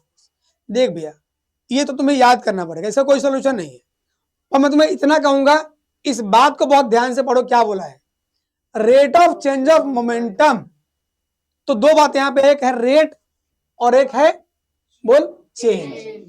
Change को समझ, चेंज का मतलब होता है फाइनल माइनस में इनिशियल। चेंज का मतलब क्या होता है बोलो, फाइनल माइनस में इनिशियल। ठीक है जी, इसी को बोलते हैं अपन चेंज। अच्छा, रेट का मतलब क्या होता है बोल, जिसके रेट की बात है उसको टाइम से डिवाइड कर देना। ठीक है, टाइम से डिवाइड कर देना या मल्टीप्लाई कर देना 1/t से, करेक्ट। चलो भाई, तो अब मैं इसको समझने जा रहा हूं। क्या बोला मुझसे, rate of change of momentum is proportional to the applied unbalance force. चलो जी, देखो बेटा क्या बोला है, जो फोर्स है ना अनबैलेंस फोर्स है, वो डायरेक्टली प्रोपोर्शनल है किसके बोल, तो rate of change of momentum के। तो मोमेंटम में चेंज क्या है, मान ले ऑब्जेक्ट मेरा कोई, ये कोई ऑब्जेक्ट है, एम मास की बॉडी है, ठीक है, और ये मूव कर रहा है बेटा। देख इसकी वेलोसिटी कितना है, मान ले अभी u वेलोसिटी कितना है बोल बेटे, और इसका मास तो सॉरी मैंने मास ही गलत बना दिया, सेम मास की बॉडी है, जितना बड़ा ये ऑब्जेक्ट है उतना ही बना। मास अभी स्मॉल m था, अभी भी मास क्या है बोलते स्मॉल। वेलोसिटी क्या था बोल, u था। वेलोसिटी अब क्या हो गया है, v। वेलोसिटी बदल गया है, किस कारण से बोल, ड्यू टू अनबैलेंस फोर्स। एक फोर्स लगा, अनबैलेंस फोर्स, उसी के कारण वेलोसिटी बदली है। क्लियर है बोल बेटे। तो हमसे क्या बोला है कॉन्सेप्ट ने कि देखो भाई, यहां पहले चेंज इन मोमेंटम निकालो, चेंज इन मोमेंटम निकालो। सारे बच्चे बोलना, समझ ना आए यही बोल देना। देखो मोमेंटम इसके लिए क्या बनेगा बोलते बेटे, P इज इक्वल टू क्या बनने वाला है, एम यू। इसके लिए मोमेंटम क्या बनेगा बोलते बेटे, एम वी। बात समझ में आ गई। तो चेंज क्या होता है, मैंने क्या बोला तुम्हें, फाइनल माइनस में इनिशियल। तो भाई जब फाइनल माइनस में इनिशियल है तो क्या बनना चाहिए, सोच सोच सोच, जल्दी सोच, कोई कॉमन मत ले, तुम खाली इतना बताओ चेंज इन मोमेंटम क्या लिखूं। भाई चेंज इन मोमेंटम क्या होगा, चेंज होता है फाइनल माइनस में इनिशियल। तुम्हारे पास फाइनल मोमेंटम क्या है, एम यू है कि एम वी है, एम वी तुम्हारा फाइनल मोमेंटम है। तो एम वी माइनस में क्या बोलते हो, इनिशियल मोमेंटम एम यू। ये कितनों के बाद समझ में आ गई, बहुत बढ़िया बहुत बढ़िया, काम हो गया तुम्हारा। देखो तो force is directly proportional to change in momentum upon में टाइम। देखो रेट के लिए क्या करते हैं बोलते टाइम से डिवाइड, मैंने टाइम से डिवाइड कर दिया, कोई दिक्कत तो नहीं। चेंज इन मोमेंटम क्या आया बोल बेटा, ये आया मेरा एम वी माइनस में एम यू, और टाइम को नीचे टी लिखा है। इस बदलाव में टी टाइम लग गया है, एम यू से एम वी मोमेंटम होने में टी टाइम लगा है। क्लियर है।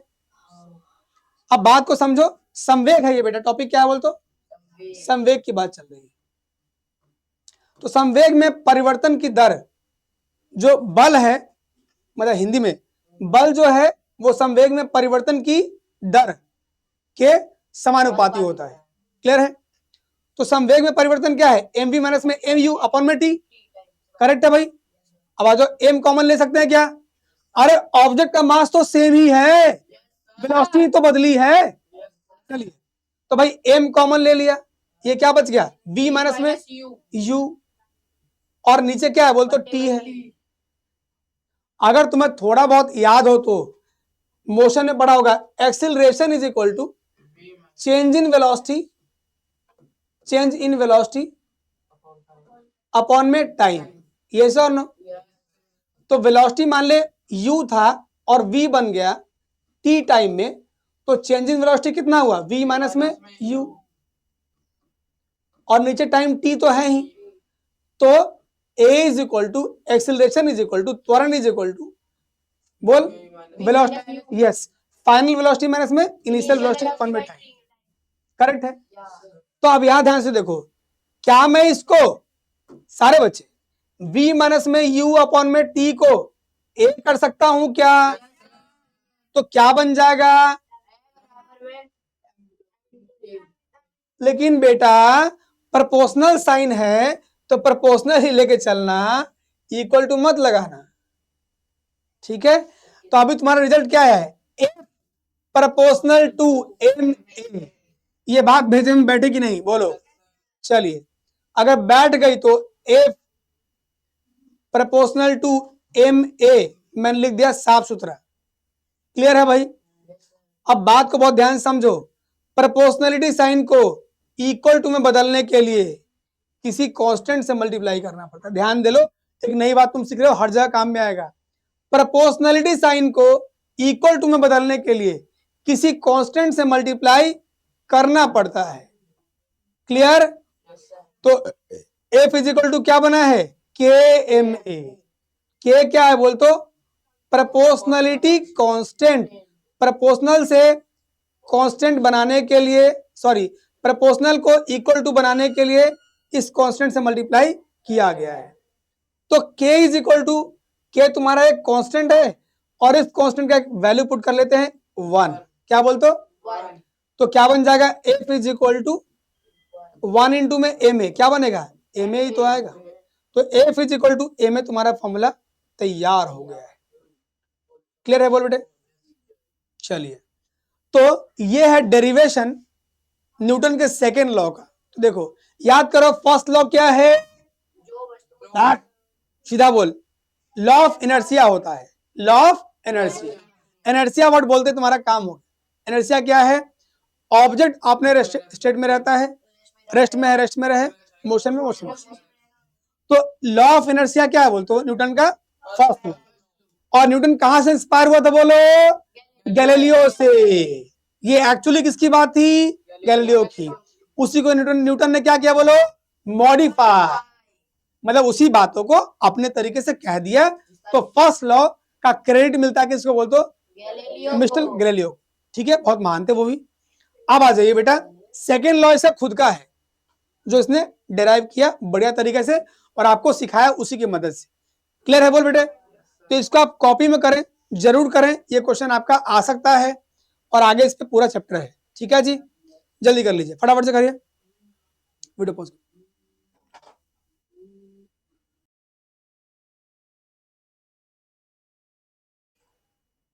चलिए बेटा जी, अब आ गए हम लोग, ये समझ में आ गया बात। अब चलते हैं हम लोग एक्शन रिएक्शन थर्ड लॉ पे। ठीक है जी, ये मोमेंटम है के एफ इज इक्वल टू के एम ए है बेटा। ये प्रूव हमने कर लिया है ऑलरेडी, आपको आ भी गया है। ठीक है, यहाँ पे किया हुआ है, कोई दिक्कत नहीं, आप देख लेना। अब आ जाओ बेटे, एक क्वेश्चन है डिफाइन 1 न्यूटन। तो 1 न्यूटन डिफाइन करना देखो कितना आसान है ना? क्या बोला? एक नया क्वेश्चन लेके आ गया, डिफाइन 1 यूनिट, है ना? तो बेटा बात समझो, अगर ऐसे अभी 1 न्यूटन दिया है, कल दे देगा define 1 kilogram metre per second, है ना? इसको डिफाइन करने बोल देगा। तो इसका कहने का मतलब क्या है? देखो फॉर्मूला क्या है न्यूटन इक्वल तो फोर्स का फॉर्मूला है ना, F is equal to M A, यही होता है ना? तो पहले यूनिट चेक करो, न्यूटन है फोर्स का यूनिट, तो फोर्स का फॉर्मूला तुम लिख दो। क्लियर है बोल बेटे? चलो, तो फोर्स का फॉर्मूला लिख दिया, 1 न्यूटन, फोर्स की जगह पे क्या लिख दो? 1 न्यूटन। बात समझ में आई? आप यहां देखो ना बेटा। चलिए, तो मास जो तुम्हारा m है, ये क्या है बोल? तो मास कितना रखना है? चूंकि 1 लेके आना है मुझे, तो मास रख 1 kg, करेक्ट है? और जब 1 लेके आना है तो मुझे एक्सेलरेशन भी क्या रखना है? 1 क्या? Unit of acceleration metre per second square, metre per second square, correct है बोल बेटे? तो ये तुम्हारा बन गया, ऐसे आ गया है। इसको डिफाइन कैसे करते हैं बोल? तो वेन, इसी बात को मैं लिखने जा रहा हूं, when 1 kg, when 1 kg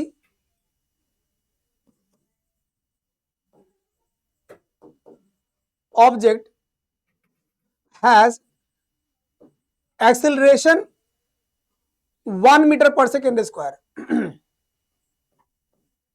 when 1 kg object has acceleration 1 meter per second square, then applied force is called as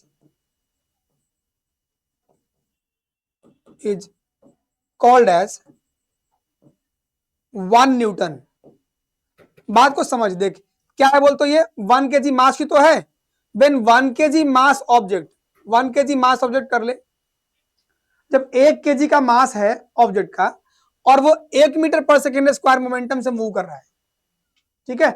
तो 1 kg के ऑब्जेक्ट का जब मोमेंटम मतलब 1 मीटर पर सेकेंड स्क्वायर होता है, मोमेंटम नहीं सॉरी एक्सेलरेशन, तो अपन क्या बोलते हैं उसको? बोलते बोलो 1 न्यूटन फोर्स कहते हैं। क्लियर है? इसको हिंदी में क्या बोलेंगे? जब 1 किलोग्राम के वस्तु का त्वरण 1 मीटर पर सेकेंड स्क्वायर होता है तो उसे 1 न्यूटन बल कहते हैं। बात समझ में आई? 1 सेकेंड, रिपीट विद मी, बोलो मेरे साथ। जब 1 kg, यस, 1 किलोग्राम वस्तु का त्वरण 1 मीटर पर सेकेंड स्क्वायर हो तो लगने वाले बल को 1 न्यूटन बल कहते हैं। क्लियर है? चलिए, द प्रोडक्ट, देखो अभी क्या लिखता है, ये नीचे आओ, ये कैसे बोलता है?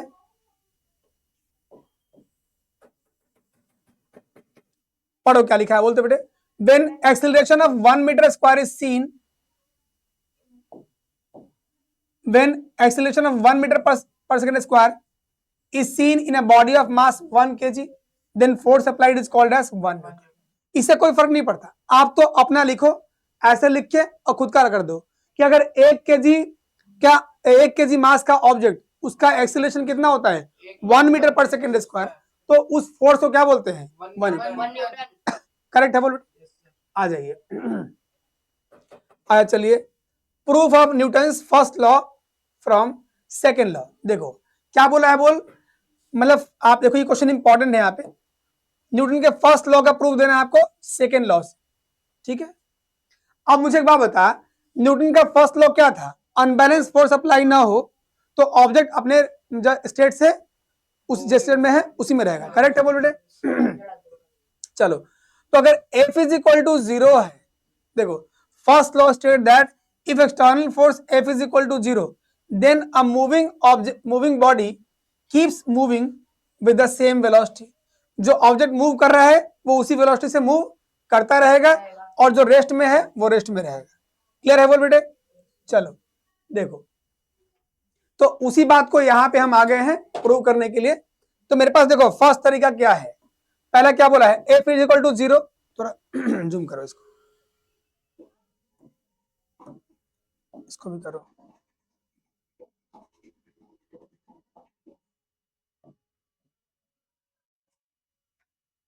चलो बेटा जी इधर आ जाओ। तो फॉर्मूला तेरे पास क्या है बोल, पहले तो लिखा हुआ है, ओहो पहले तो F इज इक्वल टू 0, क्योंकि बोल फर्स्ट लॉ ने क्या बोला था, फर्स्ट लॉ ने कहा है कि कोई भी एक्सटर्नल फोर्स नहीं है, मतलब अनबैलेंस फोर्स नहीं है, मतलब क्या हुआ बोलते बेटे, F इज इक्वल टू 0, कोई दिक्कत तो नहीं। अब मुझे क्या बता, F का फॉर्मूला तूने क्या सीखा है, m इंटू में a, अगर a को एक्सपेंड कर दूं मोमेंटम की फॉर्म में तो क्या हो जाएगा, v माइनस में u अपॉन में t। बात समझ में आई। अब एक बात बता मुझे कि जब मतलब एक्सटर्नल फोर्स है ही नहीं तो वेलोसिटी में बदलाव आया क्या, बोलो नहीं आएगा। तो वेलोसिटी में बदलाव नहीं हुआ मतलब v माइनस में u इज इक्वल टू क्या होगा, बोल तो 0 आने वाला है, और टाइम तो वैसा का वैसा है, तो ये कितना हुआ बोल तो F इज इक्वल टू क्या आने वाला है 0। बात समझ में आएगी नहीं बोलते बेटे। तो यही क्या है बोल, इसका मतलब वो है कि वेलोसिटी क्या है बोल तो सेम है। तो अगर तुम चाहो तो ऐसे निकाल लो, F को 0 करके दिखा दिया मैंने, क्यों बता, क्योंकि नो फोर्स तो no change in velocity, no force no change in velocity, ये बात तो तुम पढ़ के आए हो ना, अरे बोलो। तो एक बात तो ये जस्टिफाई हो गया कि भाई वेलोसिटी में बदलाव नहीं है मतलब कोई फोर्स नहीं होगा। अच्छा, अब एक तरीके से और भी कर सकते हो तुम, इसको देखो कि अगर तुमने F is equal to 0 put किया, F इज इक्वल टू क्या है बोल, एम ए है, m इंटू में v माइनस में u अपॉन में t है। ओके जी, अब मैं इस बार ले रहा हूं F इज इक्वल टू 0 ले रहा हूं और v माइनस में u तुम्हें 0 होकर दिखाऊंगा मैं, कैसे बोल। अगर मान ले बेटा मैंने F 0 पुट कर दिया इधर, तो m इंटू में v माइनस में u अपॉन में t, कोई इशू तो नहीं। चल देख, क्रॉस मल्टीप्लाई कर दे, t डिवाइड में है इधर मल्टीप्लाई में आ जाएगा, 0 इंटू में t कितना होता है 0 ही रहेगा, m मल्टीप्लाई v माइनस में u। बात समझ में आ गई, ये m डिवाइड में इधर आएगा तब भी क्या रहेगा 0 is equal to v minus में u। ये बात समझ में आ गई। तो v माइनस में u 0 हुआ मतलब कि वेलोसिटी में कोई बदलाव नहीं आया। अब वेलोसिटी में बदलाव क्यों नहीं आया बोल तो, क्योंकि नो फोर्स, अगर फोर्स नहीं है तो नो चेंज इन वेलोसिटी। ये बात समझ में आएगी नहीं बोल बेटे, दोनों ही तरीके से समझ सकते हो। क्लियर है, बस ठीक है, ये आपकी बात हो गई बेटे खत्म। अब बस जरा सा थोड़ा समझना लास्ट में क्या, थर्ड लॉ क्या बोलता है समझ लीजिए फिर बात करते हैं, ठीक है।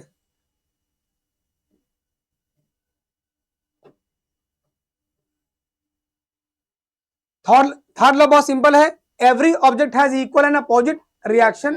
मतलब एक ऑब्जेक्ट के ऊपर कोई ऑब्जेक्ट है मान ले, इस पे आपने जितना फोर्स लगाया है, दो बॉडी है, एक बॉडी ए और एक बॉडी ए। अगर मान लीजिए इस बॉडी ने इस पर ए फोर्स अप्लाई किया, ये ए है और ये बी है, तो इस ए बॉडी ने बी पे फोर्स लगाया, तो अगर ये फोर्स लगाया है एफ ए बी, मतलब जो फोर्स ए के कारण है, बी पे क्या लगा एफ ए बी, तो बी भी उतना ही फोर्स लगाएगा, एफ बी ए न्यूमेरिकली उतना ही होगा, साइन अलग होगा, मतलब कि F A B action force जो है वो रिएक्शन फोर्स के इक्वल होगा, डायरेक्शन अलग है खाली बस, ठीक है। तो F A B is equal to minus में एफ बी ए, बात समझ में आ गई। ये कैसे हुआ, तो देखो ये बॉडी ऐसा, बड़ा वाला बॉडी ये रहा, दोनों कोलैप्स हुए होंगे, यहाँ फोर्स लगाया, ओके डन। चलो तो वर्चुअली ये पास आ गए, अट्रैक्शन फोर्स लगा है, तो मैंने बता दिया, क्लियर है बोल बेटे, बस यही आपका क्या बोलो चैप्टर था, चैप्टर आपका ओवर हो चुका है। आ जाओ कोई क्वेश्चन देखो, एक बात बताओ, कभी गन वन चलाया है? चलाना भी मत बेटे, चला भी मत देना कभी, बेकार मतलब फंस जाओगे तुम। देखो जब गन चलाते हैं ना तो आप फोर्स लगाते हो आगे की तरफ, जो ट्रिगर दबाते हो तो गोली क्या लगाता है, जो ट्रिगर है वो गोली में फोर्स लगाएगा, तो फोर्स लगा आगे, झटका पीछे भी तो लगता है, अरे बोलो तो जब फोर्स आगे की तरफ लगाओगे झटका पीछे भी लगता है, करेक्ट। ये क्या है बोलते हो, एक्शन रिएक्शन का एग्जांपल होता है, जितना तुम झटका लगाओगे आगे की तरफ उतना पीछे भी लगता है। चलिए एक दो एग्जांपल दिया है, बताओ। फर्स्ट क्या बोला है बोलते हो, वॉकिंग ऑन द रोड। देखो हम एक्शन रिएक्शन के कारण क्या करते हैं बोलते हो, action reaction acts on the two object, भाई जाहिर सी बात है, एक जो ऑब्जेक्ट है वो दूसरे पे लगाएगा फोर्स, दूसरा पहले पे लगाएगा, तो दो ऑब्जेक्ट होना बहुत जरूरी है। ये देखो वॉकिंग ऑन द रोड, हम रोड पे चलते हैं, सड़क पे हम फोर्स लगा रहे हैं, सड़क हम पे फोर्स लगा रहा है, करेक्ट। अब boat moves back when deboard it, देखो अभी क्या होता है बोल, कोई बोट को अगर तुम मतलब आगे की तरफ खींचते हो ना, जितना फोर्स लगाओगे ना आगे की तरफ उतना पीछे भी जाता है, ओके। तो ये सब क्या है बोलते हो, एक्शन रिएक्शन के एग्जांपल है। गन रिकॉइल्स मैंने सिखा दिया, गन वाला जो एग्जांपल देता था वही था। अब देख रोइंग ऑफ बोट, आप फोर्स पीछे की तरफ लगाते हो, बोट का जो वो होता है ना, चप्पो बोलते हैं हिंदी में, चप्पो, चप्पो जब ऐसे पीछे की तरफ लगाओगे फोर्स तो बोट आपका आगे जाता है। तो ये सब क्या कॉन्सेप्ट है बोलते हो, थर्ड लॉ के ही एप्लीकेशन होता है, लिख दोगे बोलो, थर्ड लॉ का इस्तेमाल कर दोगे। चलो जी चैप्टर ओवर हो गया है, मिलते हैं किसी नए चैप्टर में बच्चों, तब तक के लिए थैंक यू, नमस्कार, प्रणाम, जय श्री राम।